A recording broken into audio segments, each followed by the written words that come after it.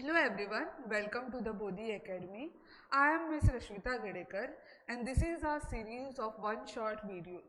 In today's video, I am going to cover second chapter of 10th Science NCERT, that is acids, bases and salts. So from the food we eat to the products we use daily, acids, bases and salts are everywhere. So in this video we will understand the properties, importance and reactions in a simple and clear way. Let's get started. So what are acids?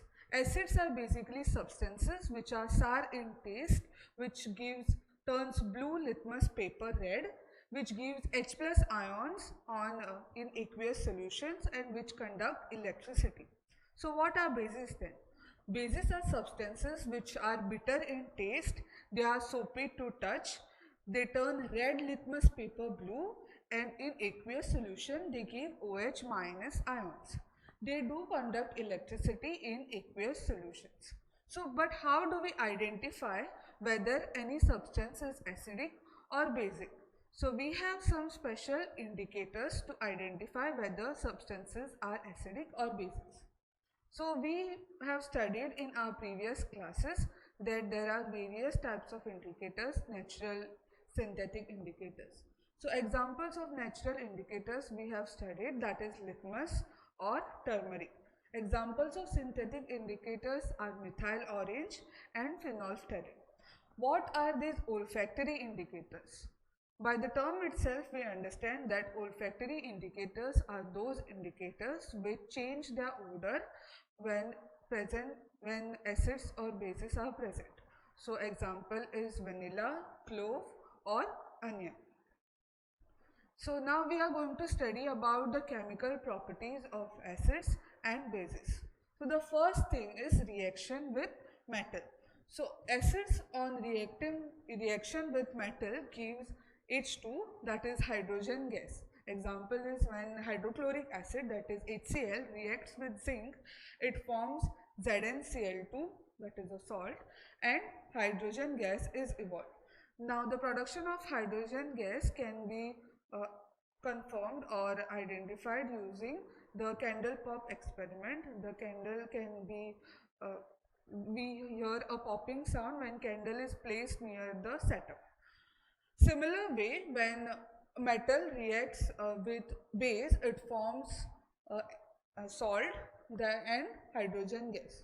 So, the example of reaction is when NaOH, that is sodium hydroxide, which is a strong base, reacts with zinc, it forms Na2ZnO2, that is sodium zincate, and it gives hydrogen gas.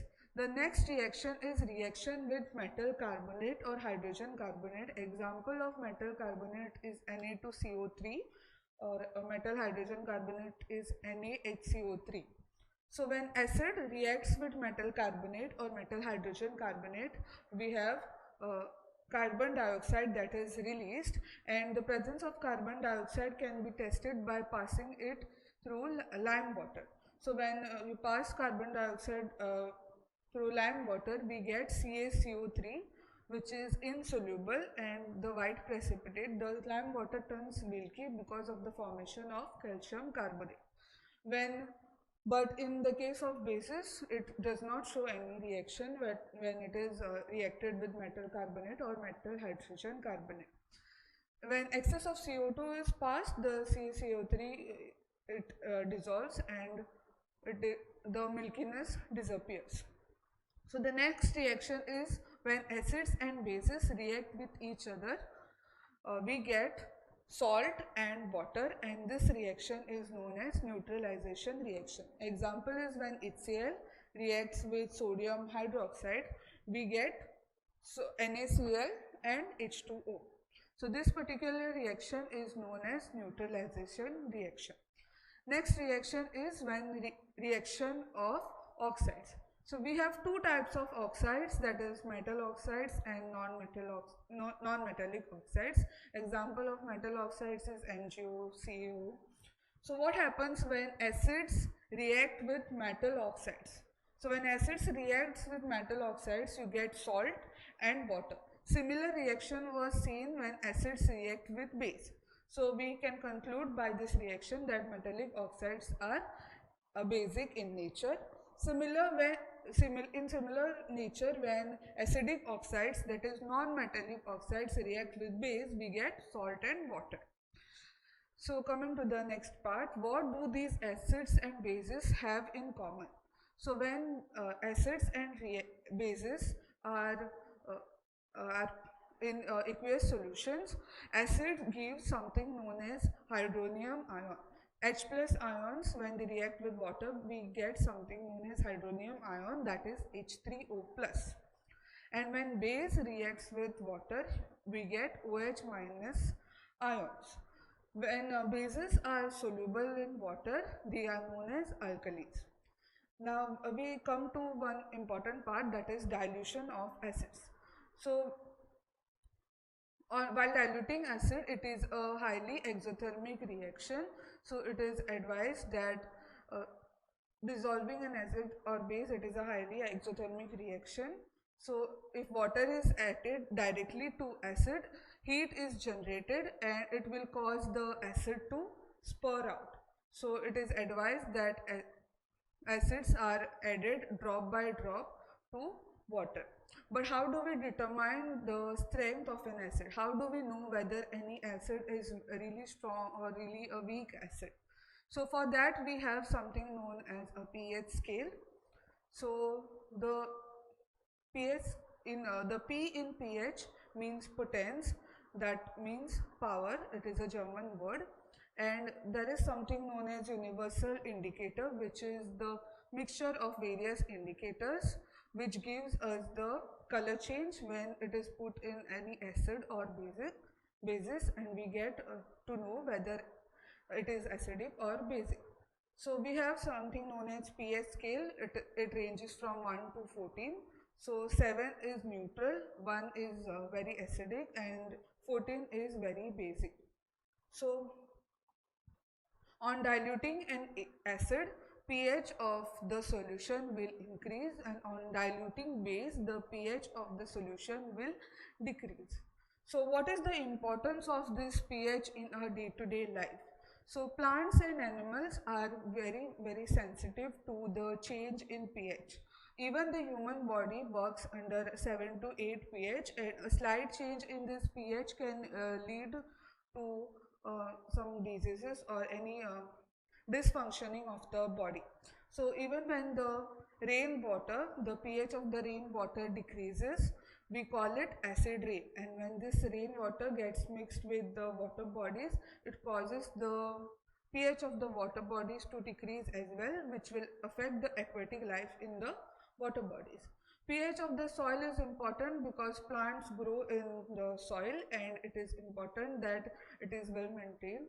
So farmers have to mix some acidic or basic substances as required, because it is necessary to maintain the pH of the soil, because plants work well within a range of pH.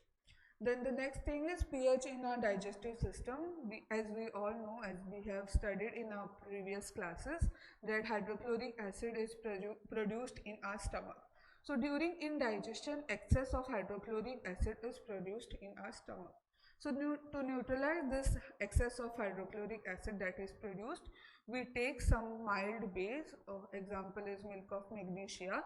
So by taking this mild base, the excess of acid that is there, it is neutralized by the mild base, and we get relief from the acidity that is caused. Next thing is the tooth decay. The tooth enamel, when the tooth decay starts when the pH of the mouth is lower than 5.5, and it is caused by the bacteria when the food is digested. It is bacteria produces acid which causes the pH of the mouth to lower. Tooth enamel is made up of calcium phosphate, that is the hardest substance in the body, but it does not dissolve in water, but it corrodes when the pH of the mouth is lowered. So using toothpaste which are basic in nature can help or relieve this tooth decay. Now some animals use this pH and acids as self-defense as well. So like when we are stung by any ant, we get that we get that sting, and there is a burning sensation in our that part of the body, and which can be relieved by rubbing with a mild base. That is because the sting of an ant contains methanoic acid, and stinging of nettle leaves as well will cause burning sensation or pain that can also be relieved by using mild base. So why do these animals and plants have these acids? Because it is like a self defense against any predators which may attack them.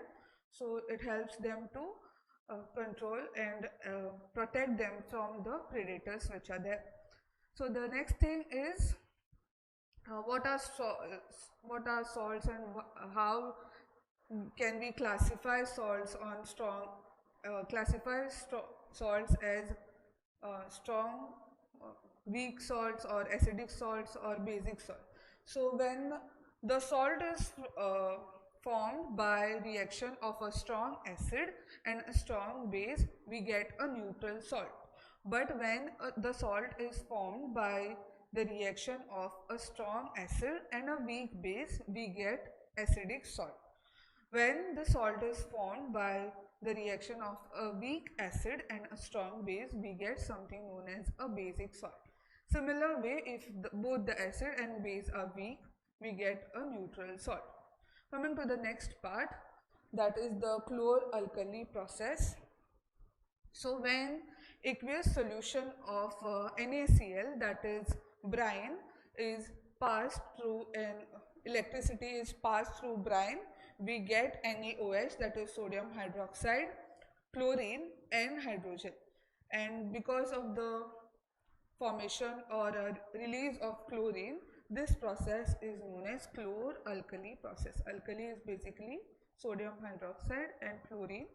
So we have this setup of chlor-alkali process.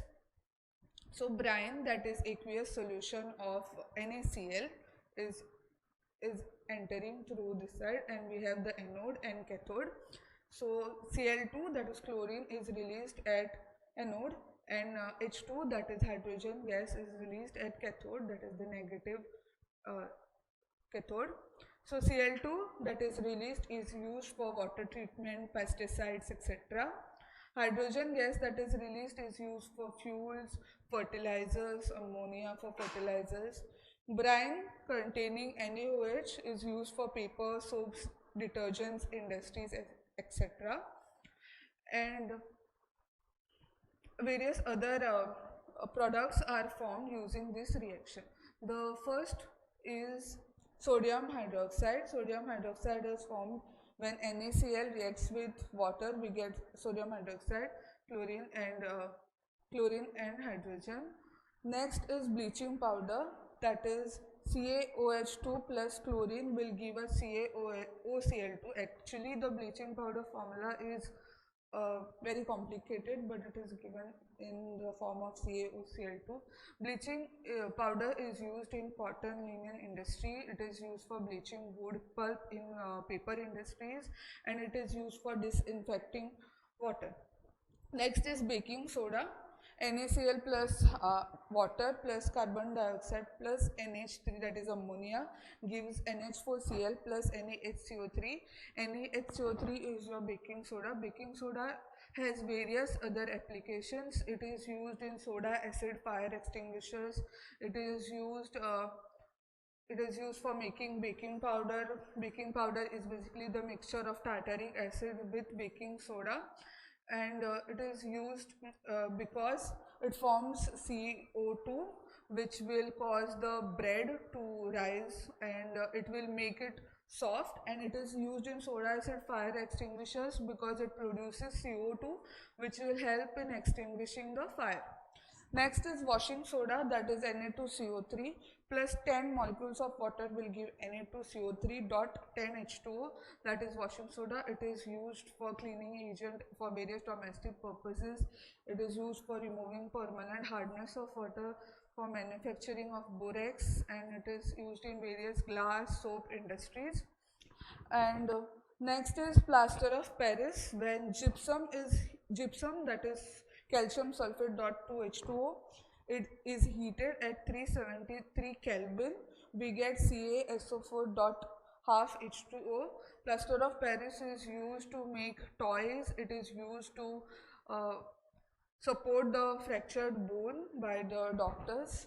And the half H2O or 10 H2O, that is basically the water of crystallization. Water of crystallization is the fixed number of water molecules present in one formula unit of salt. For example, in washing soda or even in plaster of Paris.